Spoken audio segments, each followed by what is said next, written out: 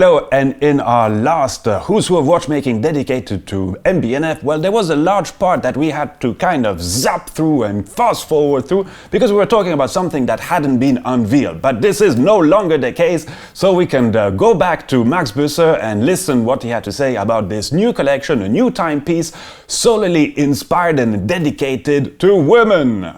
At 7 years of MB&F, what do I do? For the first 6 years, I'm coming out with horological machines. On the 7th year, I launch Legacy Machine, open the first Mad Gallery, and then subsequently, I'm going to create these co-creations with Roche, Lépée, Caran d'Ache, etc. And then it's also at that moment that I realized that my only family is, at least up till recently, was my mother, my wife, and my 2 daughters. My mum passed away last year, so it's like my wife and my 2 daughters.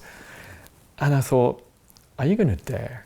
Are you going to dare create something for them? A watch dedicated to women, something which for 14 years I've been creating just for myself. I have no idea what a woman wants.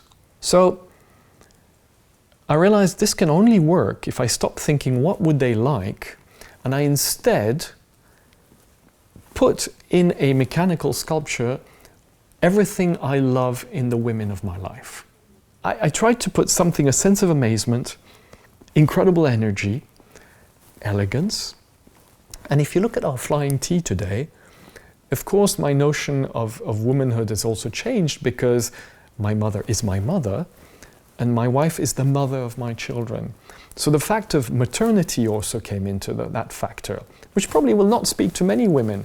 But for me, it was important. And so you've got this dome, and under the dome, you've got the life. And that was linked to maternity for me. And when I created it, it was going to be a gift. It's the first time I'm creating something for, instead of for me, for somebody else. And so that's why I put the time, that little dial, at 7 o'clock, because the time is only for her. Also, in what's important for me in that piece is that if you see that movement, which is this incredible vertical movement we've created, where we've taken all the bridges out to keep only what is as elegant and subtle in a movement. Bridges are not elegant and subtle. It's all the rest which is. And so you've got this aggregation of beautiful, elegant parts which become a tower. We're putting it with diamonds because it's saying this is the first woman's dedicated MB&F.